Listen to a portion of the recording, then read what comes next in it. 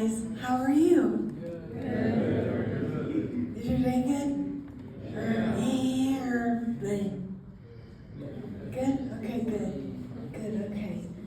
Well, I am here to talk about, sorry, I don't like to sit very much, but I just want to preserve my legs a little bit. I'm here to talk about not just what happened to me, because most of you already know.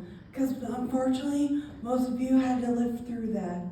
And how you can, and I would also like to talk about how you can use faith to support from a loving community and God to get you through everything that you go through in life.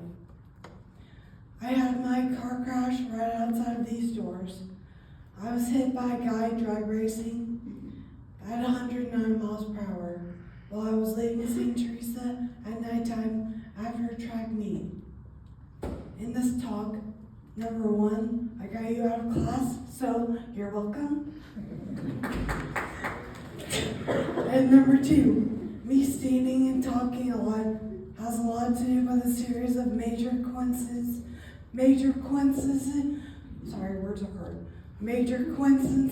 or God, I'll go with God. So that's why that is labeled, what I labeled it. So I gave you guys a little PowerPoint as well, and don't worry, I'm not talking the whole time. There's a video, so you get a little bit of break from me.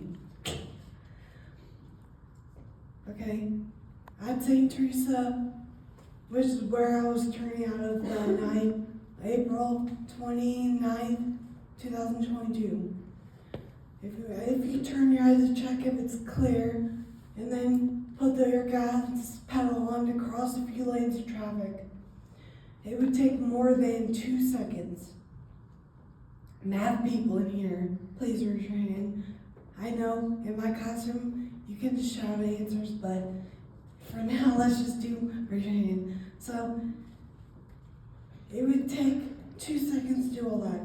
And if you're driving 100 miles per hour, that'll make it easy for you. He wasn't driving 100, he was driving 109. But if you're driving 100 miles per hour, how much ground can you cover in 2 seconds? Anyone know? It's pretty easy. There's a sports object that can help you describe it. Monty? I think you were saying it. I thought you were saying it. I thought you were saying my bad. Oh no, I'm in trouble now. It's a sports object that you have here at school. What do you have in sports? The length of a football field. You can travel the whole length of a football field in 2 seconds if you're driving 100 miles per hour. Yet he was driving 109. So in summary, I checked if it was clear, and it was clear when I checked. And the speed that he was going, I was T-boned on my left side at 109 miles per hour. The day before the court trial, which, raise your hand here if you've been in Miss Hoffman's class to watch that. Okay, so some of you, then raise your hand if you've just seen it on your own. Okay, good. Well, not good. That wasn't a great time for me, but it was difficult for me to sit in the same room as the person that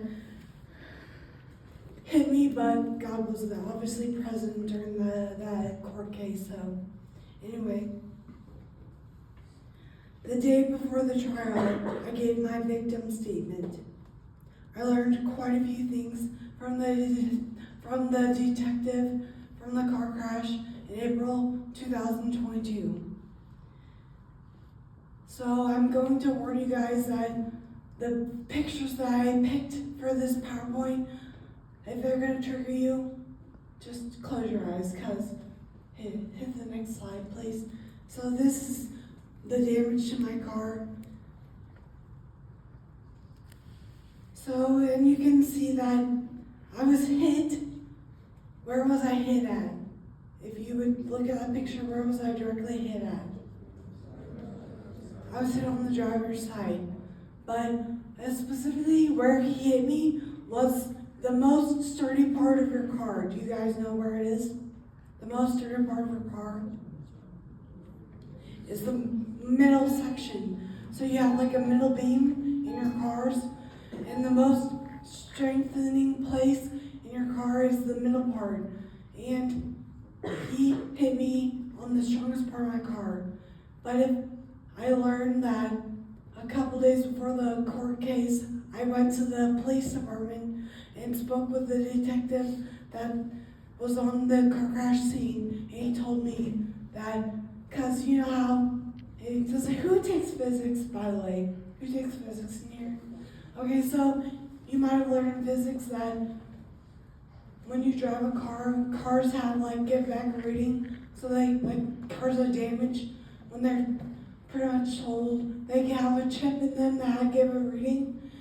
And my car gave a reading that I was 100% on the gas pedal. So what does that mean? If I was 100% on the gas pedal at the time of the car crash, what does that mean?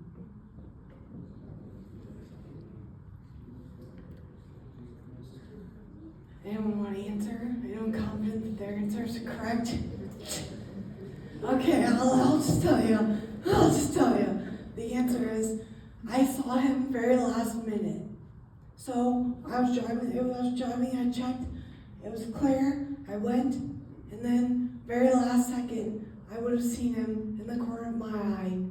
And then I hit the full accelerator. I went 100% on the gas pedal, which was the difference of him hitting me on the car door, I would not be here if that was the case, versus him hitting me on the strongest part of my car. And I'm sitting right here right now. So, well, I'm standing here right now. So, anyway, so I learned that from the detective on the case. I was in the most dirty part of my Ford Escape, which was the middle beam.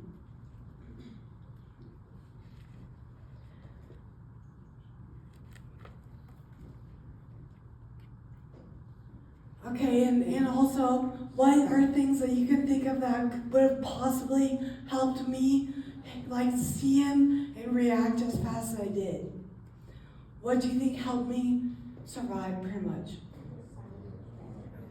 The sound of the car, so having ears, which some of you probably get told, are you listening to me?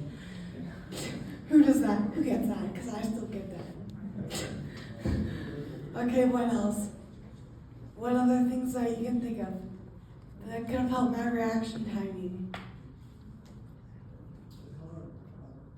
The car was one thing, yes. And what else? My reaction timing. So my reaction timing, because I was an athlete. So because of the fact that I was an athlete, it helped me react very quickly. And I can't speak for my friends and family when I say this, or even some of you in this building right now, but I wouldn't take the car wreck back knowing the outcome that had happened. Knowing where I am at now, I wouldn't take it back. Not many could go through the intense therapies I had to do, which was I had to learn to train my body, and I had to learn to train my brain, how to walk, talk, relearn how to tie my shoes, which is hence why you probably don't always see me wearing lace shoes. I had to relearn how to tie my shoes, drive again, and so forth. So 200 meters past where I got hit at, in St. T. What road is that? What road is that? Sorry, what? Well, it's water, but what if you're driving north, would that be north? Pershing. Yeah. So you're driving across Pershing. And is Pershing a busy road? Yes, Pershing is a busy road. So 200 past St. Teresa is Pershing, a very busy intersection. If the light was red, do you think he would have gone through it? Because I think he would have. He definitely would have gone through that intersection. So I'm glad that he hit me, because he could have hit a family. He could have hit a track family. He could have hit anyone. But I'm glad it was me, because not many people could go through what I had to go through.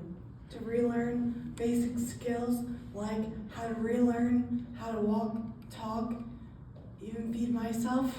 Like, I joke with my parents pretty much that like having to relearn everything was like I had to grow up again. I was like a baby. I had to relearn how to walk, talk, sit up on my own, and all those things. So as we clarified earlier, I was hit in April of 2022. I was in a coma from the moment of impact. So I ask you, what are the 2 ways that you can be placed in a coma? So medically induced, and then what's the other way? From blunt force trauma, so from impact. Mine, do you know what mine was? I was in a coma. Plot twist, I was in a coma. Why do you think I was in a coma? I was blunt force, correct. So I was blunt force. I was in a coma from the moment of impact, so I don't remember the car wreck at all, which I think is a godsend because I'm just glad that I don't remember at all. And I was in a coma for 5 weeks, which is a little bit over time. The average is about 3 weeks. I was in a coma for about 5 weeks because of the impact. I was immediately transported to DMH, but the severity of the trauma was too great, and I was transported to St. John's. I was in the coma throughout the month of May and didn't wake up until June, 5 weeks later. One of the first signs that I was waking up out of the coma was when a priest prayed over me. And can you guess what I did at the end of the prayer? The sign of the cross. Which I'm baffled. Like, that was one of the first signs that I was coming out of the coma, was me doing the sign of the cross. It's been a journey to get where I'm at today that involved a lot of prayer and a lot of support from people like you and your families. And many people sitting in this room today, my parents and my husband now. For the first few months, I couldn't even walk, and when I couldn't even do it by myself without assistance. A year and a half ago, I was still using a walker, which is laughable to me because I hated that walker. To my physical therapist, and when I was in Charlotte Ryan, when they tried to make me use a cane and stuff, I would fight them. I'd be like, no, I don't want to use this. I don't need this. I want to do it by myself.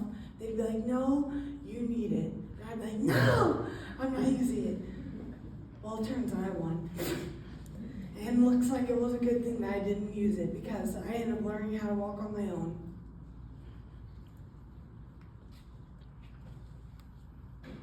An important thing to remember, especially when you're at your lowest low, is to make goals, never give up, rely on your faith, and rely on your faith.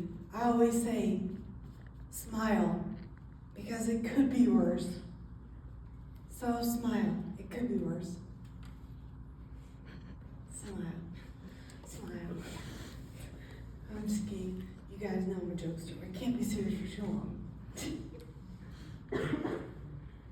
So here's a short video to help explain some things and give my vocal cords a rest. So the first video, it'd be on the third slide, would be the first link. Coach. Let's see if Gavin can figure it out. Do do do do.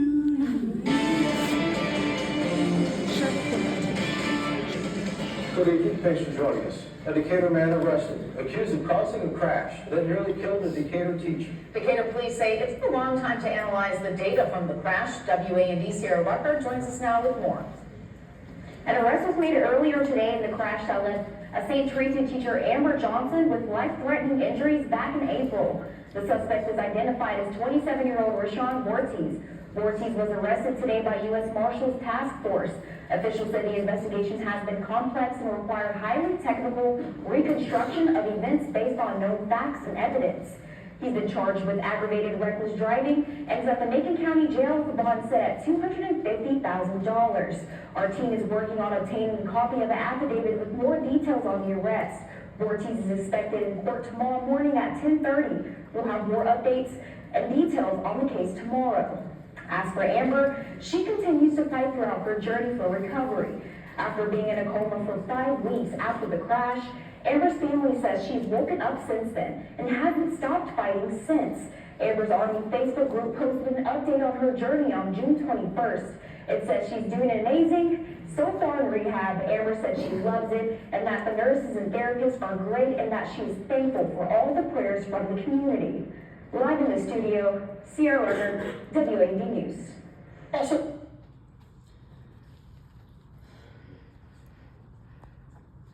All right. So again, I'll reiterate this. If I could go back and change it, I would not. I wouldn't change it.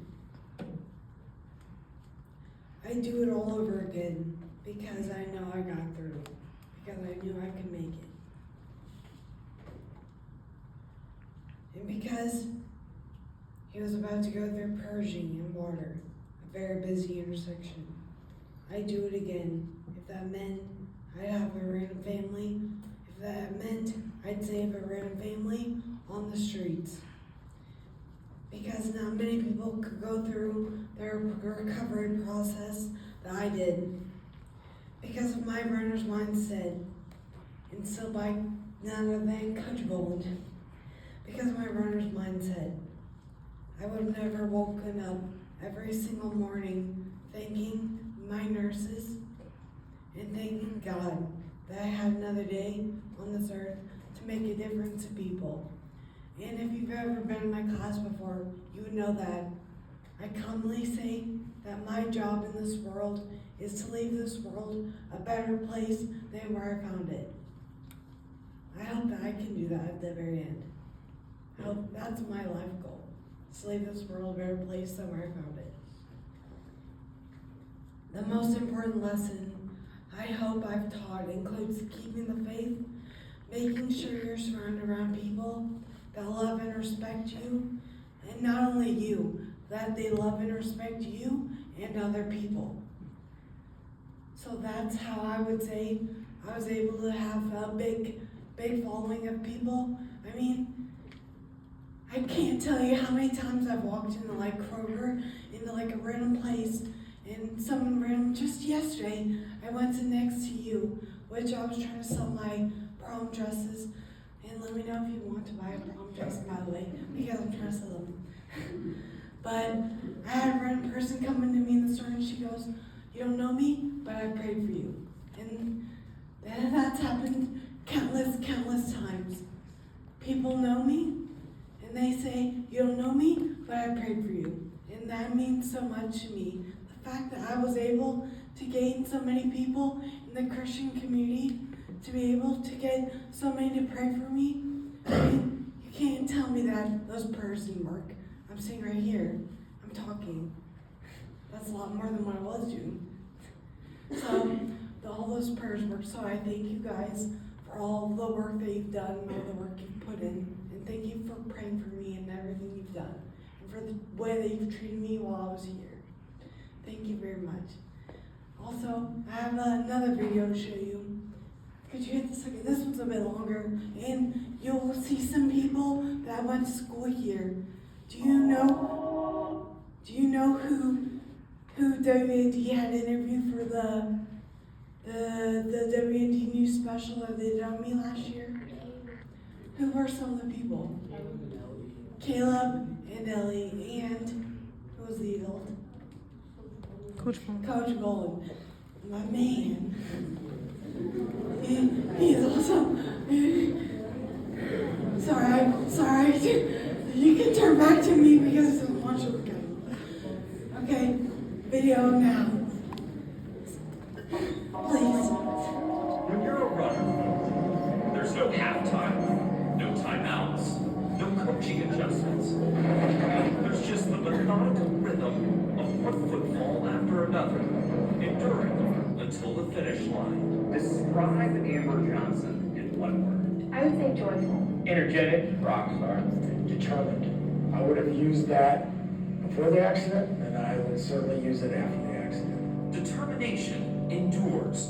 Amber Johnson used hers to claw her way up from the 13th runner on the roster to be a team leader by the time she left St. Teresa High School. She saw success, she also saw hardships.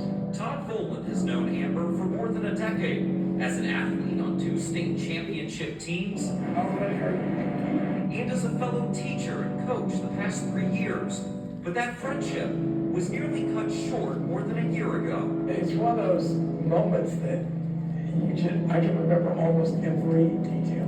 I got a phone call from Christy Kernigan, and she said, Amber's been in an accident. On April 29th, 2022, Amber was in a major wreck just feet away from the school.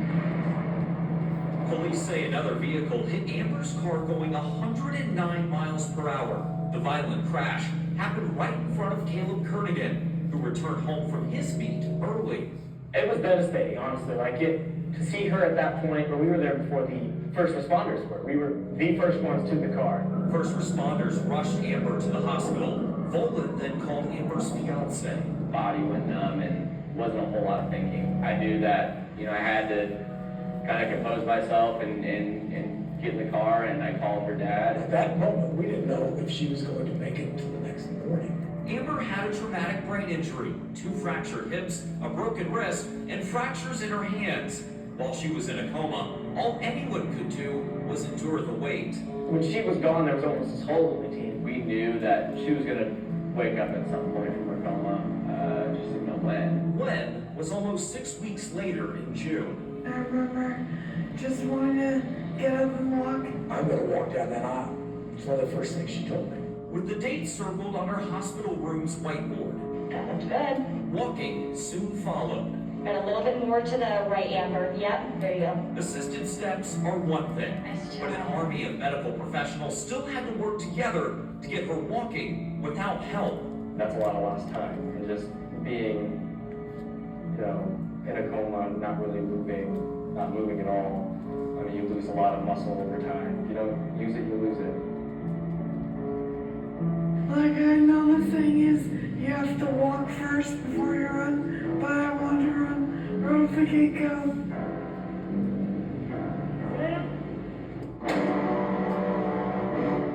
Walking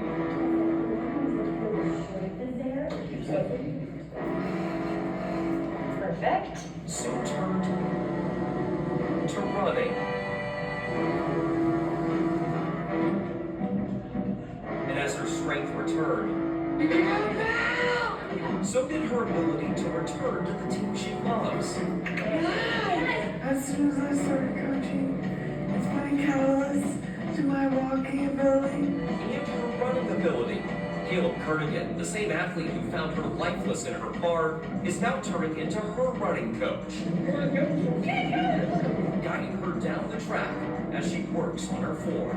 The smile on my face as she was running down that track on my side, I don't know, that's the happiest I've been in a long time. Just like a starting gun, Amber's return echoed through the team, pushing athletes like Caleb 31:02 That's insane. and Ellie Stair to heights only Amber knew they could achieve. I often think of her, I'll see her on the sidelines and I'm doing this because I know that she can't right now. Being able to see her there, cheering you on, it's so helpful during the race because, it just puts everything into perspective. These kids have helped me a lot because they make me smile and because I know if I were to be angry, what does that show these kids? That teaches them nothing. With step 1 of Amber's comeback complete, it was now time to focus on the date she had circled all along. If you'd have told me then that she would be walking down the aisle on her originally scheduled wedding date, I don't think I would have believed it. A date, a promise, Amber kept. What are you going to feel walking down the aisle? Happiness. True happiness. I don't know if I'll ever stop flying that day.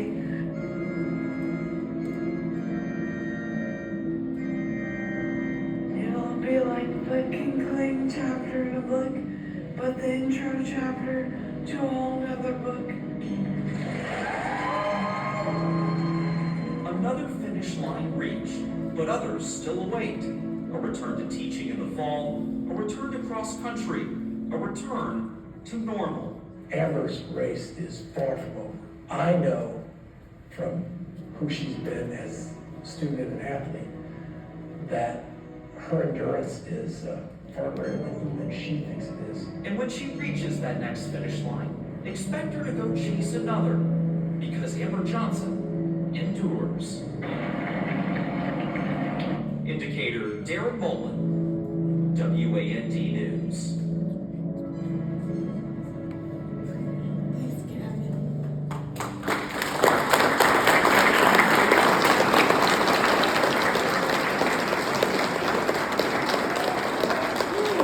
Well, I'm not done yet.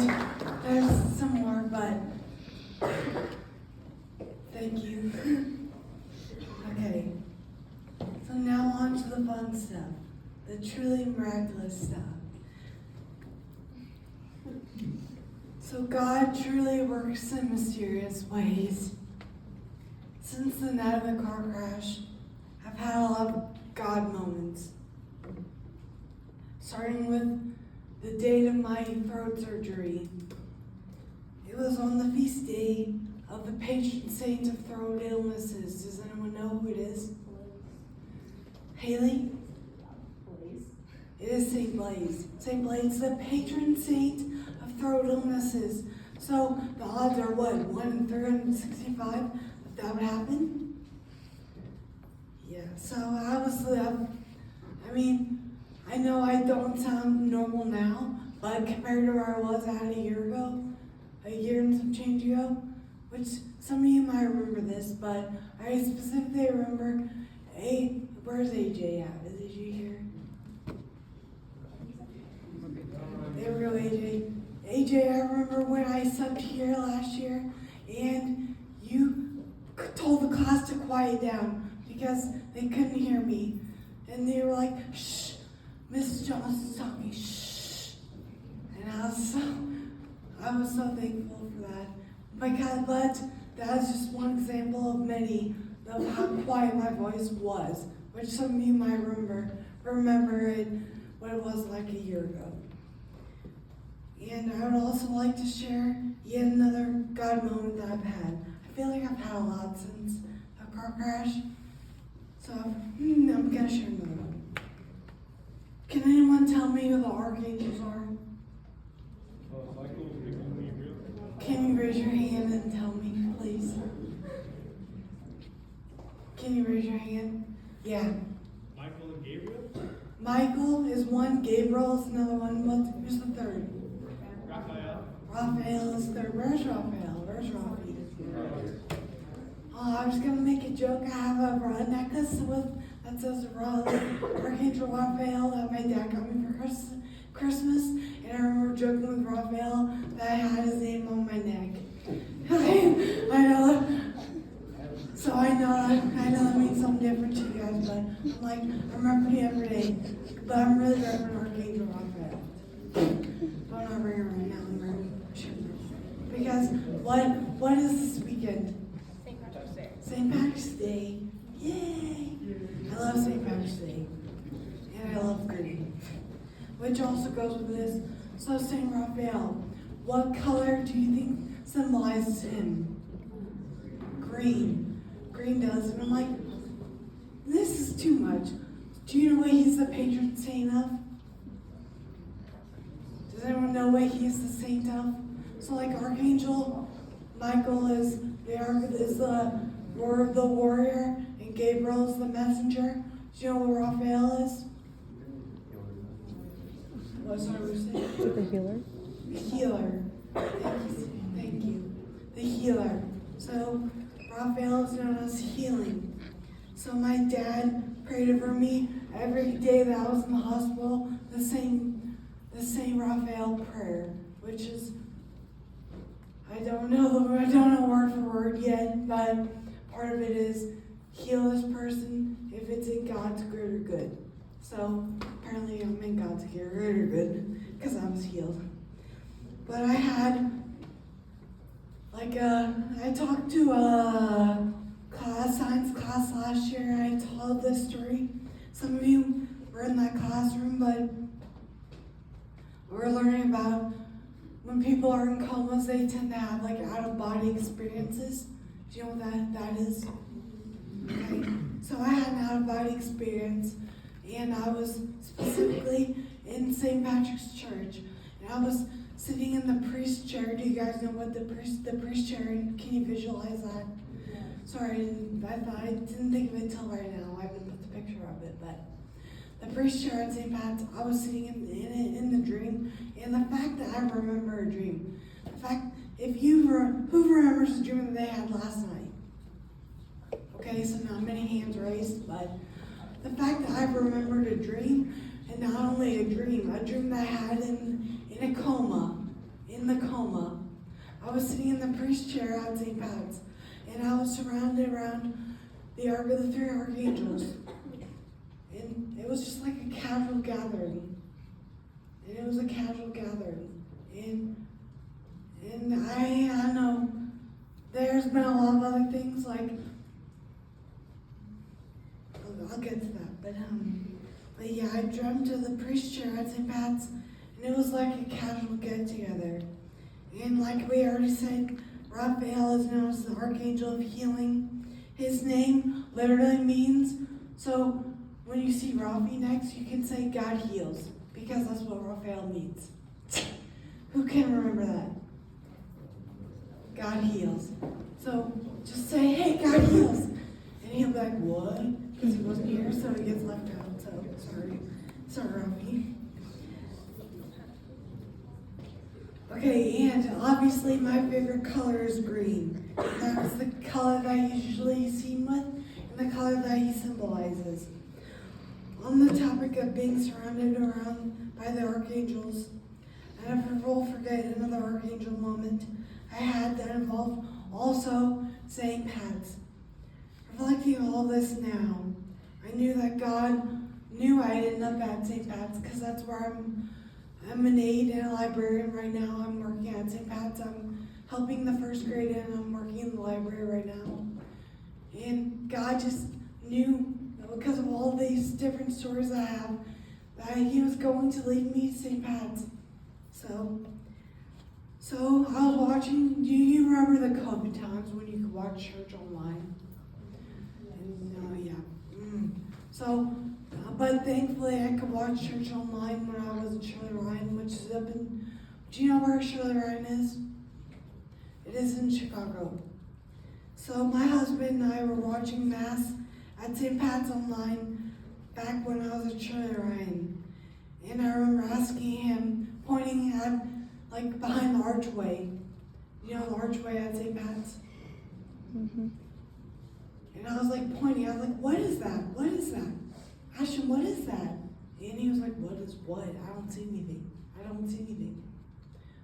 Well, I was like, what is that? Because I saw a shadow figure. And I was what is that? It looked like a shadow.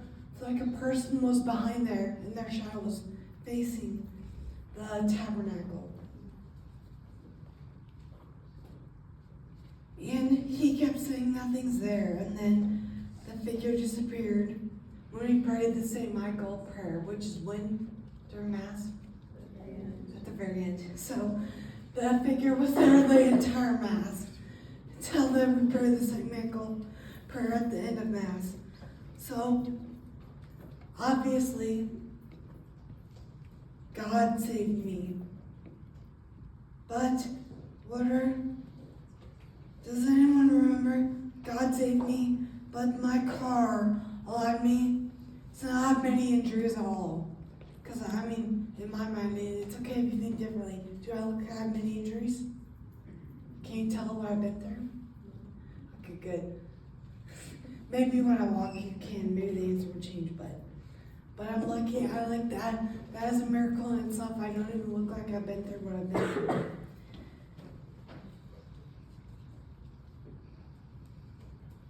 So obviously God saved me, but my car allowed me to not have many injuries. Does anyone remember in here? Some of the freshmen here might remember what car I used to drive. like when I first started teaching here. No, that's the car I drove. A Ford Taurus. Before that one. No, I didn't drive a Taurus, but Oh. I drove the Buick. And Oh, it was yeah. a 1999 Buick. Which I definitely would not be standing here today if I was driving that car. So the car I was driving was a brand new Ford Escape. When I was financially stable enough to upgrade my car, I just went to the Ford Clinton dealership owned by a person that, long story short, I met by randomly ending up coaching Clinton my senior year of college. Anderson Ford, you guys know Anderson Ford? Or at least heard of it. That's where I bought my Ford Escape. That car and the people that I met in that car are all divine influences. The answer to the question, is this God or just a coincidence? I will go with God. How am I a private school teacher? Yeah, what do I drive? I drive a Tesla, but I'm a private school teacher. How do I drive it? I don't know.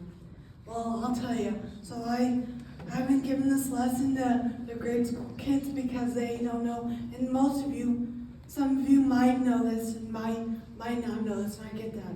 But who in here have bought their own cars? A few of you, yes, okay. So, an adulting lesson. So when you buy a new car, usually when you're young, what do you buy? A used car? Because it's cheaper, right? And just like I had 1999 Buick before a year, not even a year before this car crash. I drove a 1999 Buick. And I almost had my Ford Escape fully paid off, which means that I was able to get a check from the insurance company, which means I basically got all the money that I put into that car, which was a lot, because I put a big down payment on it, and I got that back. I got it all back. So I pretty much put that into my next new car, which was a Tesla. So I barely paid anything. And if you don't know, Teslas get a little tax break discount, and we're in tax season. Do you guys know we're in tax season? Our parents like, ugh, we can't spend this, we can't spend this, we got file tax. Like, does anyone feel like that? Okay, so you get a tax refund for driving an eco-friendly car. So I got that, and plus the money that I put in the Ford Escape, I got it all back. So I pretty much paid off the Tesla. So how did I afford it? Did I win the lottery? Yes, kind of. Because I'm very lucky to be able to have taught at least half of the people in this room I've taught you guys. So I'm very lucky that I've been able to teach you. And I'm very lucky to be here at this school. And I'm lucky that those things that this school has given to me. So aside from that, aside from buying the new car, what other things that you can think of would have saved my life? God was one of them, yes, thank you. What else? The seat belt. What else? Airbags, yes. Those safety features, the advanced safety features. So wearing a seat belt, airbags, and God. So I want to emphasize to you guys, since you're adults, adulting, I shouldn't say adults because not all of you are adults. Trust me, I've taught some of you. You're not adults. I'm not, I was to get off. But okay, I guess I'm not funny. Okay, anyway. I want to emphasize the point to you to make sure to put the seatbelt on before the car even starts moving. Because if I was in the habit of putting the seatbelt on before the car started moving, I would be dead. Because what if I would have been like, well, I'll put it on when I cross the street. Because some people do that. And I get that. But I strongly encourage you to always put your seatbelt on before you even leave. Before you even leave the parking lot, you should have your seatbelt on. Because if I didn't have my seatbelt on, Would I be sitting here? No, I would not be sitting here right now. Along with the miraculous events that happened, the biggest one that you see right now is obvious, is the one that I survived, getting hit at 109 miles per hour. I have little injuries that shows that I was in a car wreck. But I'm very grateful that I didn't have a lot of injuries from the car wreck. I only had one broken bone and a few fractures. Could you show the next slide? So this picture that you're showing that I'm showing you guys is of my arm, and I saw this.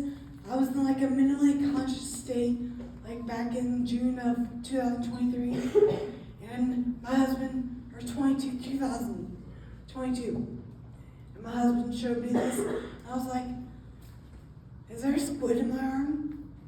Because I was super out of it. I was like, is that a squid? No, it's not. So that's inside my wrist right now, which you can barely see the scar, but you can barely see it, and especially the people like me. Can you even see it right now? Yeah, exactly. So my surgeons were very good. They're blessed by God, too. So I only had one broken bone and a few fractures. I had fractures in my hips that kept me from no weight bearing for 2 months, meaning that I couldn't walk until my hips were healed fully. All the things I had to learn how to do, to relearn how to walk. For athletes in here, who are the athletes? Raise your hand. Okay, for all the athletes in here, which love you? So for all the athletes, I don't know where I would be if I wasn't an athlete, because my recovery definitely took a lot of dedication and motivation. And people ask me now, how'd you do that? How'd you get through that? I say, I don't know, God. Yes, it is God, obviously, but I think a part that helps me a lot was the fact that I was an athlete. So you are already a lot less likely to accomplish if you say, I can't do blah, blah, blah. If I would have woken up every day and said, I can't walk, I can't do this, I can't do this. Some of you probably are like that. Like, I can't do this, I can't do this. Some of my athletes might know this when I coach them. The word can't, I don't allow that to be in your vocabulary. Can't should not be a word in your vocabulary, because it already makes you less likely to accomplish that goal. My biggest injury is a not so obvious one. I had a traumatic brain injury, a TBI, caused by whiplash, which caused my brain to hit my skull. So like, if I were to drop an egg in water, in a cup of water, would the egg break? No. But if I shook it up, would it scramble around a little bit? Yeah, but it wouldn't break. That's kind of pretty much how your brain works. So your brain, that's what my brain did, it just scrambled around, but it didn't, my skull and everything, nothing broke. I was all good. Well, I think I'm all good. I wasn't normal from the first place. Mia can tell you I was never normal, but I'm still the same person I was before, right, Mia? At least I hope so. So in conclusion, my beautiful word, in conclusion, what I hope that you take away from this, that my biggest lesson that I'm still learning is forgiveness and trust in God. Recently, some of you might have already been able to watch it in class, was my victim statement. Days leading up to the trial, I could not eat. What does that mean? If you can't ever eat, you're very nervous, and you have a lot of anxiety. And I couldn't eat, but I knew I had to eat, so I drank a protein shake because I knew I needed nutrients. So I didn't know how I would get through the trial. I had a lot of anxiety just from being in the same room as him. So what do you think I did? Prayed. I prayed. So the first week of school, little did you know that you could probably get a little test today. Just kidding. It's okay, I'll give you the answer. First week of school, I gave out a Bible verse that was magically the verse on my bracelet that my boss gave me. My principal for real gave it to me. It's Philippians 4:6. Does anyone remember that? Any part of that? What was that verse about, even? Yes, it's about strength. It's about strength, and it's specifically pray about everything, worry about nothing. Pray about everything, worry about nothing. So I gave that out like the first couple weeks of school to my classes, because I don't want you guys to think when school starts up, I don't want you to be worried. I want you to realize if you pray and focus on God, let Him take your anxieties away. Let Him do it for you. And it will work. I can't promise it'll work for every single time you do it, but it has worked for me. So, I went to church a couple days before the court case. I went to St. Pat's Church after I got off school, and I prayed. What did I ask God for? To make Racing's punishment fair? To let it be fairly done? No. I did not ask that for God. I asked God, how do I get through this trial? How do I get through? And I know that God answered me, because there's no way that I thought of this myself in my head. I asked, how do I get through tomorrow? And God said, view him as a child of God. View him as Jesus. And I was like, really? I was like, really, God? God was like, yes. So I questioned God, because I was like, really? Is that really going to work? Because I had no idea how I was going to be able to do that. But I asked God, okay, God, if that's going to work, just help me out. And for those of you in here that have seen that court case, did it work? Do you think it worked? What did he do at the very end? He apologized. And that was, I could have said a lot of things, like people asked me, what do I want out of that court case? What do I want to stay behind bars for a couple of years? What do I want to stay behind bars for a couple centuries, I guess? Or what would I want? What would I want? And I said, honestly, after I talked to God, I was like, honestly, all that I want is a simple apology. A genuine apology, not just I'm sorry. Hey, you remember when I gave you a B on the paper? I'm sorry. I'm just messing with you. I probably never gave you a B. But anyway, I'm sorry. Oh, I can't. Okay.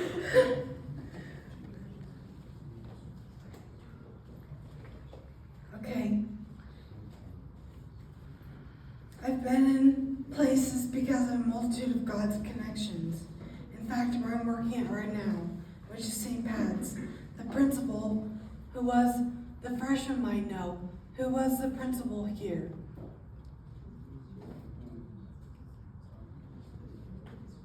Mrs. Friel. So Mrs. Friel is the principal. She was actually the first person to call me after I was placed on leave here. And that killed me to leave you guys here.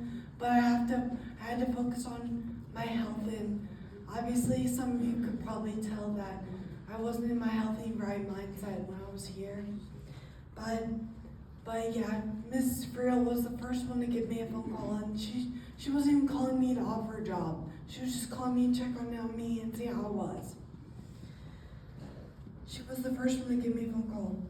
And then also, the next phone call was the principal at Lourdes. Who's the principal at Lourdes? Mrs. Brummer. Ms. Brummer. Who was she before she was principal at Lourdes? Dean. The dean. And when I was a student here, and the first year I coached here, who do you think I coached with? Who do you think coached the boys track when I was here? Not Coach Bowen, but he still coaches football. Oh, Coach Kenny. Coach Kenny, who is the principal of Holy Family. Holy Family. So a multitude of God's connections all around. St. T's connections. So where you're sitting at right now in this building, St. T's connections run so deep. Almost everyone that I work with at St. T has St. T connections, whether it's themselves, their kids, or their kids. And it's called, I joked with one of the person that interviewed me on the radio. She joked with me that with Miss Hanley that they call it the St. T Mafia. Because if you marry into the St. T Mafia, you pretty much know everyone that went to St. T. And you go to the St. T events. So you should be very, very, very, very, very full of pride being at St. Teresa. I sure am. So with the end of this, I hope I've served as God's existence, as proof of God's existence, and why you should treat others with love and kindness and respect. I have no idea where I would be if it wasn't for all of you and for all of your help and support. The end.